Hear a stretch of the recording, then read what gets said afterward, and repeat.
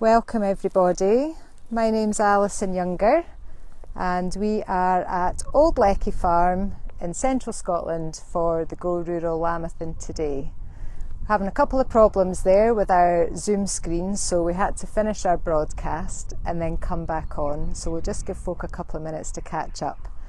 So we've got Katie here, my eldest daughter's with us today, and over the next 30 minutes we're going to give you a quick look around Old Leckie Farm, and we're going to have a look and see what we're up to at this time of year as part of the Go Rural Lambathon. We're really excited to be broadcasting today. There's videos on every day at 1 o'clock on the Go Rural Facebook page, and if you've been watching all week, you've been to some cracking spots around Scotland already. A lot of farms down south. A beautiful day over in Jedburgh yesterday with Jacksons of Jedburgh. So we're going to pop this little hen back in to our free range hens, and then we're going to head off round and see if we can see some of our sheep today. It is, go and try and catch it, Katie. It's a really exciting day for our chickens today. These are our free range Leckie layers that we sell our eggs from, because they, like us, have been housed for the last, since before Christmas under a government housing restriction because of avian flu. So I think we all know how they feel, and today is the first day in nearly 4 months that they've been able to come outside. So here they are pecking around just in time to celebrate Easter. And so what we thought we would do on the tour today is Katie and I are going to head out on the bike. We're going to go and have a look at our sheep that are lambing outside and just have a chat about what we're doing with our lambing system here at Old Leckie. And then we're going to head on in to the farm sheds and see if we can get up close and personal with some of our favourite sheep. Flopsy's in there, so's Fletch and Rose. And if we get a chance, we might have a close look at a sheep and see if she's obliging, if we can show you how we might hand milk a sheep as part of our parenting support for lambing. So if I flip the phone round just now, you can see across to this field here. Now this is looking west. Our farm's located in central Scotland, so we are located just 7 miles west of Stirling. We're about 30 minutes drive from the national park, so we're looking due west here, and if it was a little bit clearer we might see as we drive along, we're looking on to Ben Lomond along there. And so we get all weathers because we're right in the middle of Scotland. We get cold weather from the east and we get very wet. Oh, the hens are all excited about something. And we can also get very wet and wild wind coming in from the west here, so we can get a little bit of everything. Here we go, Shrimpton. I'm really sorry about that. I'm having technical problems today, but no matter. Lovely, and now I can see the screen a bit better. I'm sorry we were side on. So yeah, what we'll do is we'll just hop on the bike just now, Katie and I. We've got our helmets on and we're going to drive off over to see what we can see with our lambs. Okay, it might be a little bit noisy, but we'll head out and we'll get a better chance of getting close to them on the bike.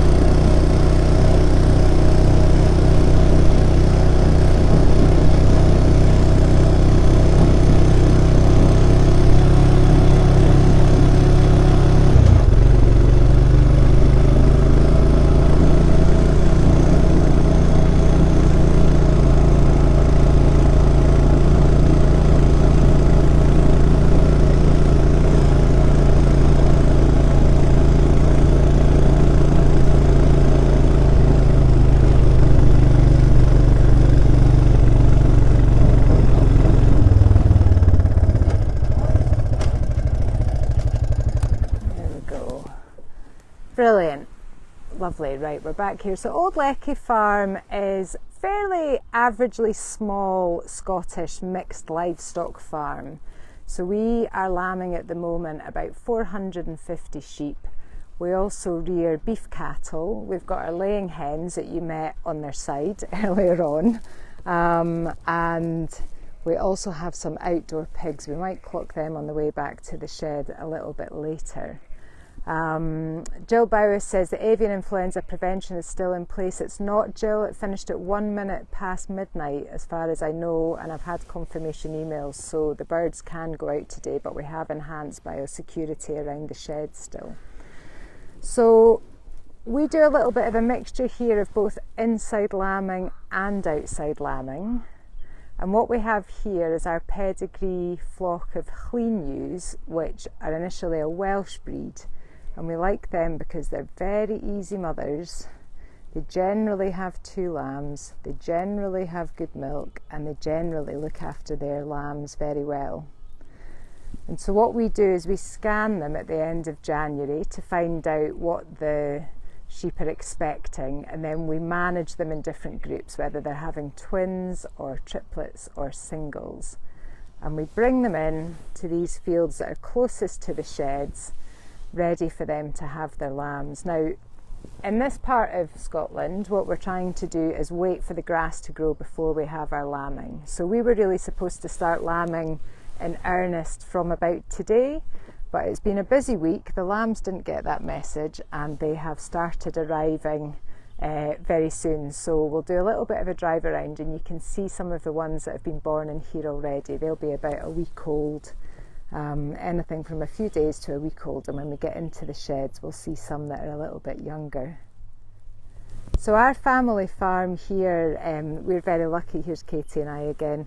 We've been farming here for 5 generations, but the farm's very historic. It goes back to 1530. The first building was built here by a man who was actually a bodyguard for Mary Queen of Scots when she was along at Stirling Castle. And Katie and I and my husband Fergus and our other 2 children, who you might see later on, have been back on the farm for about 8 years. And we specialise now in local food, selling our meat and produce from the farm itself, and also doing tours, and we have some self-catering farm stay accommodation. I know we'll have some of our customers locally watching today, so that's really great if it's your first time round the farm. Thanks for joining us. And I think we've also got Bannockburn Primary School, which is dead exciting. I know your teacher Mrs Shrimpton's on, so we're looking forward to doing a live question and answer with you after the school holidays. So I'm just going to drive a little bit closer round and see if we can see these a bit closer.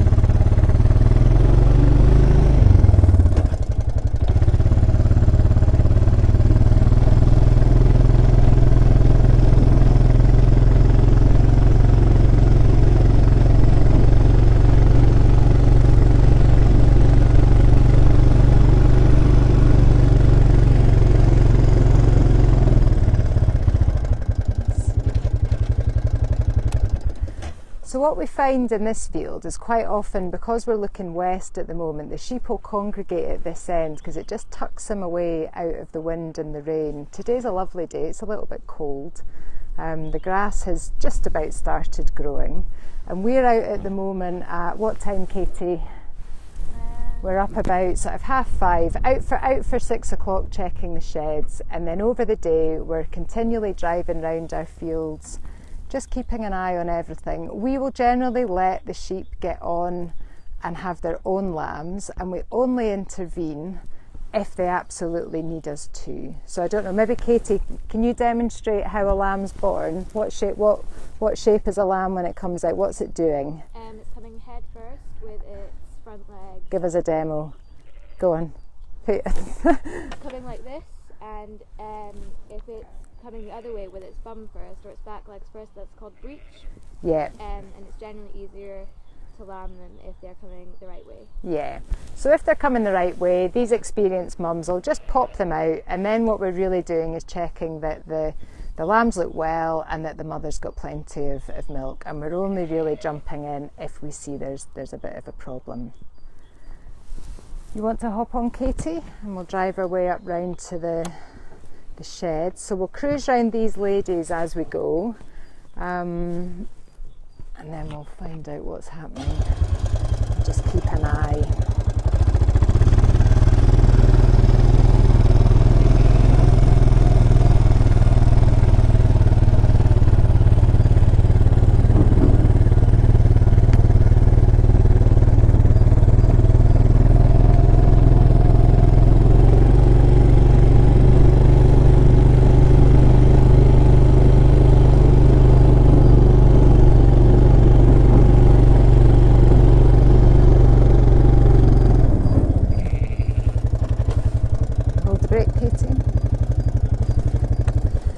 I can see from here, you might have noticed that some of the lambs in the field have got numbers on already. So once the lambs have been born and we're happy that they're looking well, we're numbering them so that we can keep them marked up as pairs. Now these two aren't marked at all, which makes me think that they must have been born just earlier today. And you can see that they're up on their feet and they're sucking away, and she looks very settled with them. So that's absolutely great. Still got another bunch down here, and we've got more lambs there up by the wall, and we've got some there starting to spring around. So although we're in the early stages of our lambing, there seems to be plenty, which is great, because this time last week I was worried that we might not have anything to show you. Right, what we're going to do, if we look behind us here, is we're going to head over to the sheds up there, and we'll go and have a look and see what's actually happening in the sheds. I'm going to pass the phone to Katie to hold and hopefully pick up something to watch.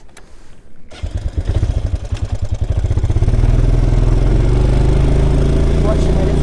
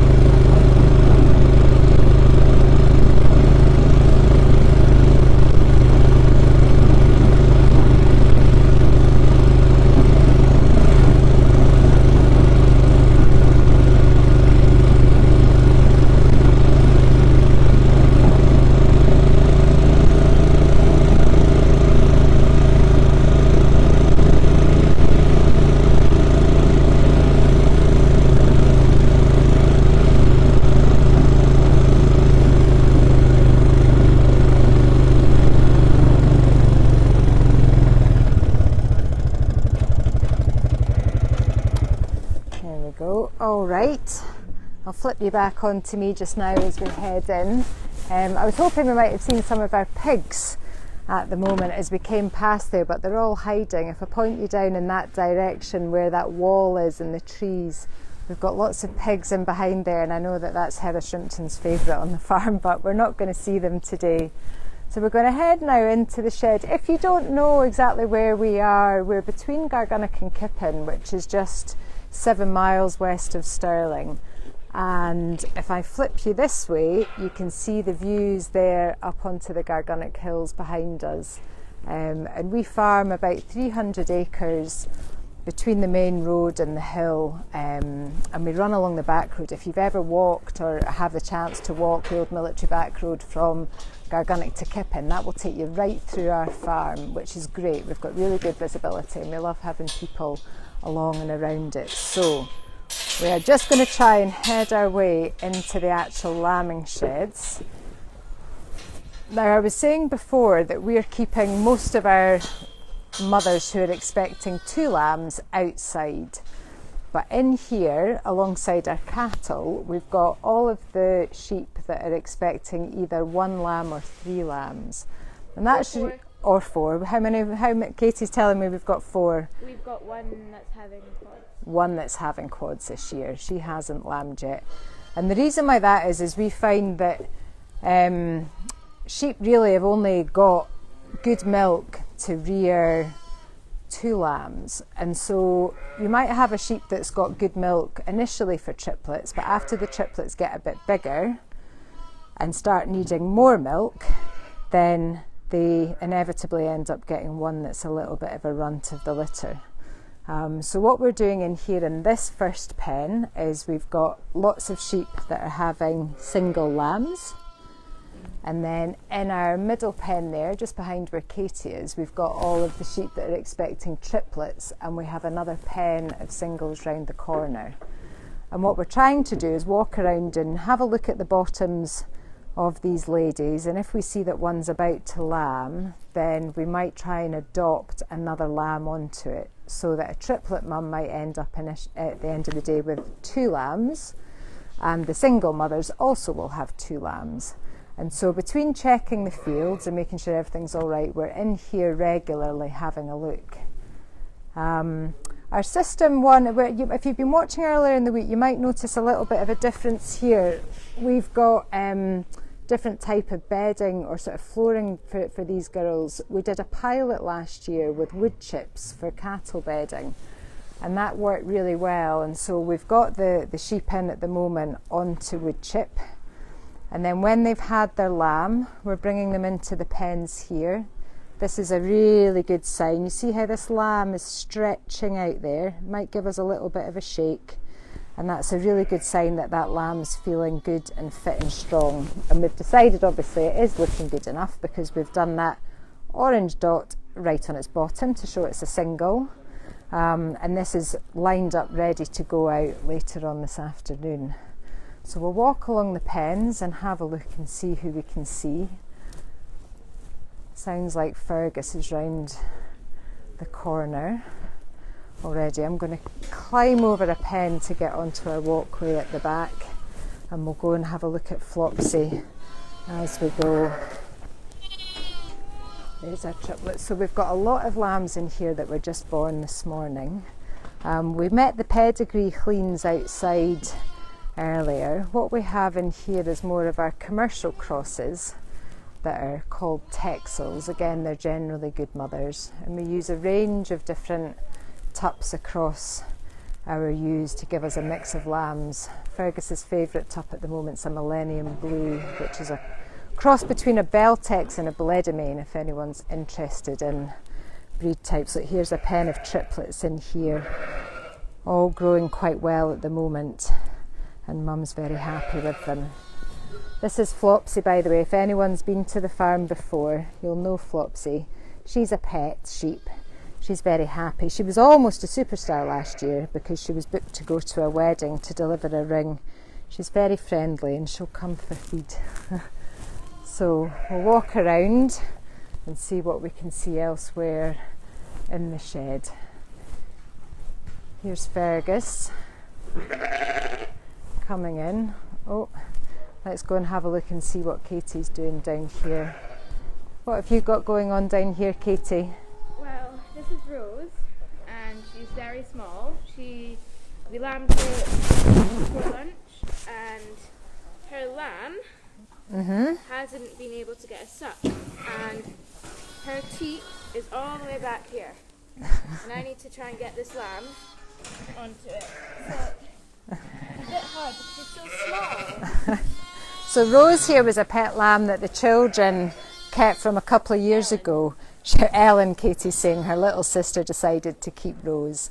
So she's not one of our normal type of sheep that we would keep, and she's like a little small barrel, but that presents difficulties for getting lambs on teats and stuff. We're going to go in and have a closer look at this sheep that's here, because she's quite obliging, and I think she'll let me get quite close. So this lady was brought in. She's actually a clean from the group that we saw outside, and she came in the other day because her lambs were born, here they are, and she'd managed to give birth to them right into a pile of mud, so you can see this one's a little bit dirty.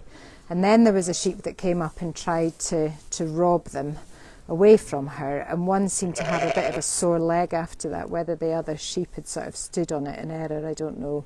So they were just in kind of hanging out. Katie, how are we for time just while you're there? And this is their mum. So what I wanted to give you a little bit of an insight to is what we're looking for when the sheep have their lambs.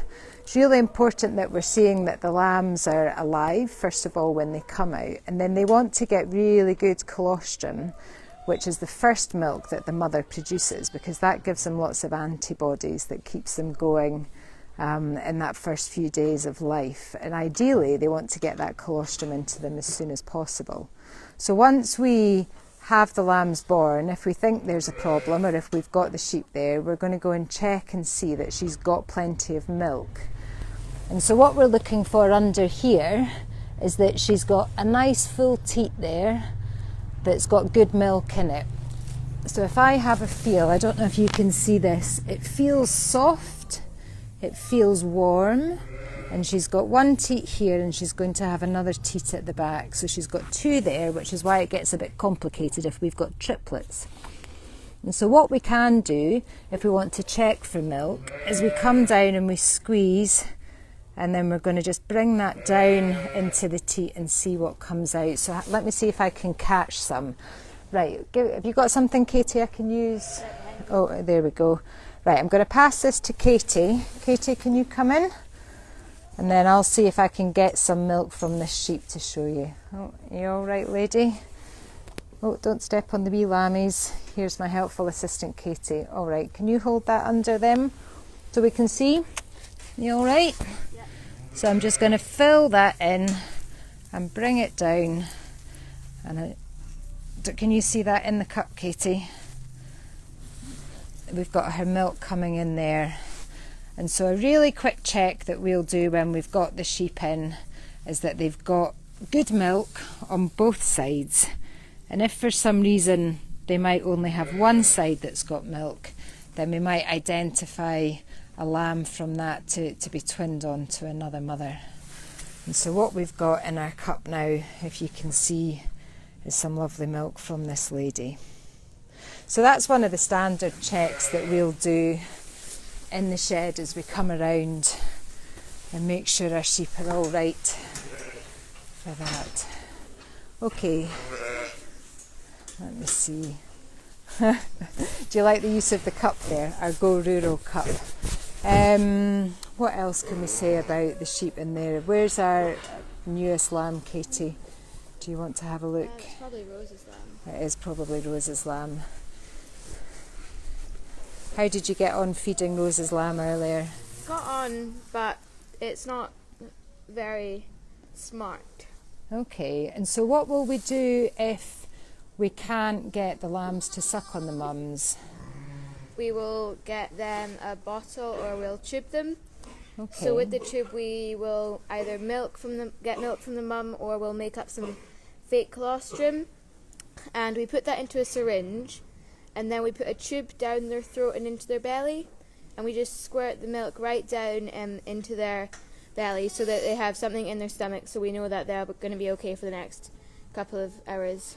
That's right. And then if we've got ones that aren't sucking well, or if the mother, say for example, let's have a look at this one here, she's got a dot on her head. Now that tells us that we've found out that she has no milk at all. And so I'm having to come round with a bottle and bottle feed this little one 4 times a day. You can see it's feeling a little bit hungry there. So once we finish our live broadcast, I'm going to go away and make up a bottle of milk and come and do this. So everything that's getting a little top-up feed is getting that 4 times a day, 7 in the morning, lunchtime, tea time, and then last thing at night. There we are, it's coming up. It's very cute coming to say hello. And so once the sheep have been in the pens here for a couple of days and we're happy that everything's working fine and we've marked them up like we showed before, we come in with the bike, we offload them from these sides of the gates, and then we'll take them out to the field. Oh, who have you got here? Katie's got someone to show you. I've got this lamb from one of the adopters, which is where we put the lambs if their mums aren't being very nice to them, or they don't have a mum and we need a new mum for them. Okay, and so that lets the lamb suck off the mother without the mother pushing it out the way, doesn't it? And then ideally after a couple of days, it begins to smell like its mother and the mother's used to it. And then we can turn them out onto the grass. Getting them onto grass is really important because it's all of the good things in the grass that we have here that really help the mothers to produce all of the milk that they need to rear the lambs. But we do a constant round of checking, and if we have bad weather or something's not looking very good, then we'll bring it back in and keep a close eye on it. We just have over here some of our young Limousin cattle. We have some Highlanders on the farm as well, but these are some of our young stock from the Limousin, so they're enjoying a nice bed of straw as well.